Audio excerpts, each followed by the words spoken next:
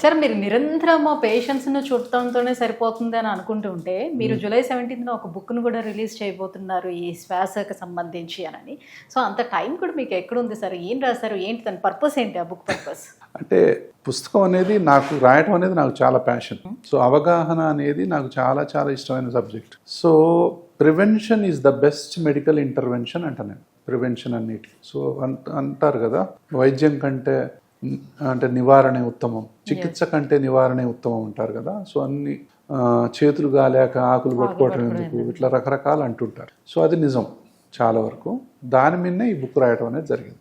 శారీరక ఆరోగ్యం, శ్వాస, మానసిక మార్గం. అంటే శారీరక ఆరోగ్యం దెబ్బతినటానికి ఒక జబ్బుతో పాటు మనసు ఎంత కారణం, మానసిక ఆరోగ్యం దెబ్బతినటానికి కారణం మనసు పాత్ర ఏంటి, దాని తర్వాత శరీరం మీద అది కలిగించేటటువంటి పాత్ర ఏంటి. అంటే జబ్బు మీద మనసు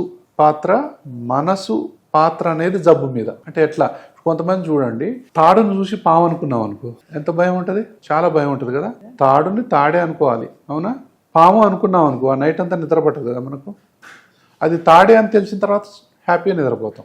ఏదైనా మామూలు జబ్బు ఉంటే, క్యాన్సర్ అనుకుంటేను అంటే తాడును పాము అనుకున్నట్టు. మామూలుగా వచ్చేటటువంటి గ్యాస్ ట్రబుల్ని మనం హార్ట్ అటాక్ అనుకుంటే, మామూలుగా వచ్చేటటువంటి ఆయాసాన్ని ఇంకేదో అనుకుంటే, టెన్షన్తోనే సగం చచ్చిపోతారు. సో ఇట్లాంటి వాటికి అసలు ఏ విధంగా మనం అవగాహన వల్ల, అంటే ఒక శారీరక ఆరోగ్యానికి మూలమైన సూత్రాలు ఏంటివి, చిన్నప్పటి నుంచి ఆరోగ్యాన్ని ఏ విధంగా కాపాడుకోవాలి, పసిపిల్లల నుంచే ఏ విధంగా, అంటే తల్లిపాల దగ్గర నుంచి మొదలు పెట్టుకుంటే, అంటే ఏంటంటే treat the root not the fruit. ఏ జబ్బుకైనా కూడా వేరుకు చికిత్స జరగాల, ఆకులకు, కొమ్మలకు, పూలకు, పళ్ళకు కాదు, అవునా?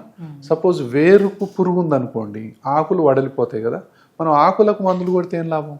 పురుగు ఎక్కడ ఉందో చూసి దానికి చేయాలి. అందుకే treat the root not the fruit అనేది ఈ పుస్తకం యొక్క ఓవరాల్ కాన్సెప్ట్. అది అలర్జీ అయినా, అది ఆస్మా అయినా, అది ఒబేసిటీ అయినా, అది హార్ట్ అటాక్స్ అయినా, అది మానసిక వ్యాధులైనా, క్యాన్సర్ అయినా, ఇంకేదైనా సరే ఎక్కడ మిస్ అవుతున్నాం మనం అనేది ఈ సబ్జెక్ట్ యొక్క మూలం. సో ఇప్పటి వరకు మీరు అన్ని క్యాంపెయిన్స్ నిర్వహించి అందరికీ ఒక అవగాహన కార్యక్రమాలు నిర్వహిస్తూ వచ్చారు. ఇప్పుడు బుక్ ద్వారా కూడా తెలియజేయాలి. విశాలమైనటువంటి ప్రజానీకానికి ఆ పుస్తకం చదివితే కనీసం అది వాళ్ళ జీవితంలో కొంచెం మార్పు తీసుకొచ్చినా కూడా నా పర్పస్ సర్వ్ అయినట్లు. That's great sir. వండర్ఫుల్.